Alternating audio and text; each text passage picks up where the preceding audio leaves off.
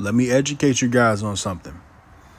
Because I feel like for many years, I feel like for way too long, black people and people in general have been confused as to what segregation actually means. Segregation means to separate.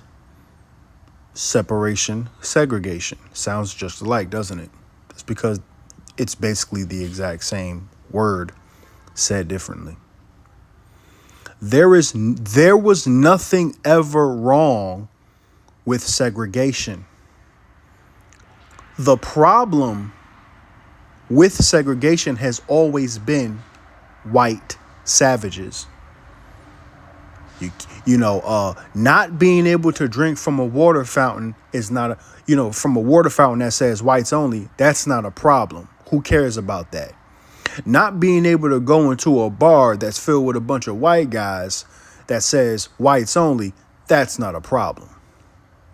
But it becomes a problem when you bring your Caucasoid butt into black neighborhoods that you see are thriving and you start messing everything up for everybody. Let's get it. Thought I told you niggas once before. What? King Leo is the greatest, he gon' fucking soar. Yeah. And when one door closes, I'ma open more. I'm like Jordan on a beat when I'm ready to score. Rap ninja, interested in getting fast figures. A fact spitter with lyrics. All right, guys. Let's take a trip through memory lane real quick, back to the days of Dr. Martin Luther King. The great Dr. Martin Luther King. The reason why I say the great is because he attempted something that was never done before. And although he ended up realizing that this wasn't going to really change anything, at least he tried. Him and his brother A.D. King, look him up. Because not long after Dr. King died, his brother ended up being taken out of here also. A.D. King. Look it up when you get the chance. So, check this out, guys. Martin Luther King attempted to... He took a shot at desegregation and becoming friends with the enemy because he was fully aware of how savage whites have always been. Everybody in their right minds understands good and well how savage whites are. The majority of them, not 40% of them, not 30%, not 20%, more like 70+%. At least 70% of them are savages. Okay. They will kill your kid. They will kill your wife. They will kill your infant. They will kill any and everybody that has melanin in their skin. Okay. And they'll get away with these crimes most of the time as well. Okay. They're absolute savages. This is exactly how they were able to conquer so many places in the world, because they are not afraid to take your freaking life. They are not afraid to shoot you in the head, shoot your daughter in the head, shoot your infant in the head. Like, they don't care. They don't care. It's all about domination. It's all about domination. So, the point I'm trying to make in this video is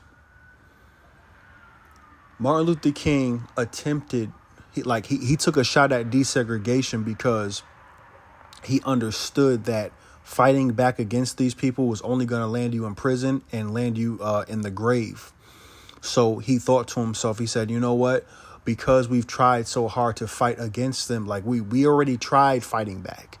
You got to remember these, Dr. King, he grew up in the time where he knew people, he knew about people, and he most likely knew people that tried to fight back and ended up having their lives taken. So he decided, you know what, let me try to be friends with these people and see if this is going to work for my people. And before he ended, he was successful, but to an extent, he was successful to an extent, because even in 2023, if you go to Mississippi is just like the way it has always been. If you bring your black butt to Mississippi, you better be careful. Okay, so Mississippi is just one of the places. I believe Little Rock, Arkansas is basically still the same, still very racially segregated as well.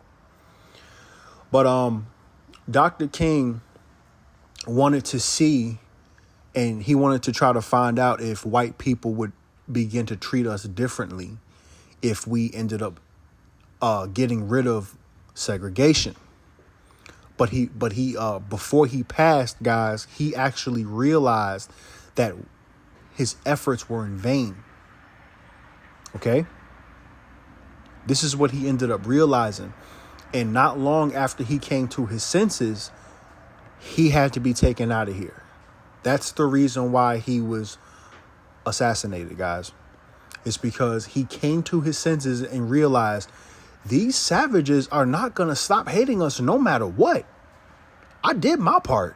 And he was beginning to wake Black America up. Like, hey, Black America, these people will stop at nothing to abuse you, to arrest you, to beat you, and to kill you. This is the conclusion that he came to before he ended up having his life taken from him. Okay. So, for those of you who know of the story, the stories of, for example, Black Wall Street.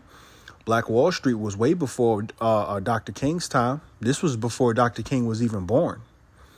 And segregation was alive and well back then. This was right after slavery. Blacks were free to do whatever they wanted, and they were lied to about 40 acres and a mule. And because of that, blacks got together and were like, you know what? We could do this without them. And you know what, guys? They did. And they built Black Wall Street. What you got to understand is a lot of the slaves, because they were forced to do labor, they gained a lot of skills like carpentry, for example. And this is how they were able to build entire cities like Black Wall Street. It didn't, Mexicans weren't even allowed in the freaking country at the time. So I don't want y'all trying to say, oh, did the Mexicans? No, the Mexicans didn't help blacks do anything ever in life. Okay, especially back then. So the blacks got together and built Black Wall Street. And they were a huge success. They were such a huge success, guys. See, this is what they don't tell you. White communities would go to Black Wall Street for resources. I can't remember what the resources were, but they would basically go and do business with Black Wall Street because Black Wall Street was that big, that financially stable and financially thriving. Okay, other white communities was like, look, hey, Black Wall Street got such and such. You want to go over there and go get it from them? You know what I'm saying? Like, see, and this proves that, when you just leave us alone, we can build entire cities and entire towns without white people. We don't need them for nothing. It's just that when you build something over and over and over and over and over and over, and then it keeps getting taken away or burned down or blown up over and over and over and over and over again, you just start to think to yourself, you know what? Forget it. I'm not building nothing no more. I'm not putting in the effort. I'm not teaching my kids how to do carpentry. Forget it. I'm not doing nothing. I might as well work for the white man, because if I build it myself, they're going to find a way to burn it down. This is what happened to Black America. Segregation was never the problem.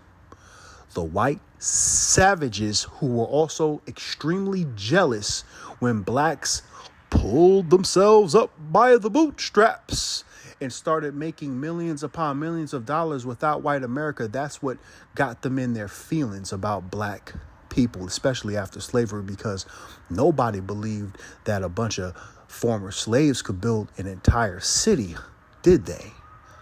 Of course they didn't. They lied to their children, saying, yeah, they're just a bunch of black monkeys that can't think for themselves. They can't thrive on their own. No, Johnny, that's not true. And then when they heard about Black Wall Street, they were like, oh, hell no. We gotta burn that. We gotta burn that city to the ground. And that's exactly what they did. Anyway, guys, thank you for watching. Sorry for the police car outside. Sorry for the,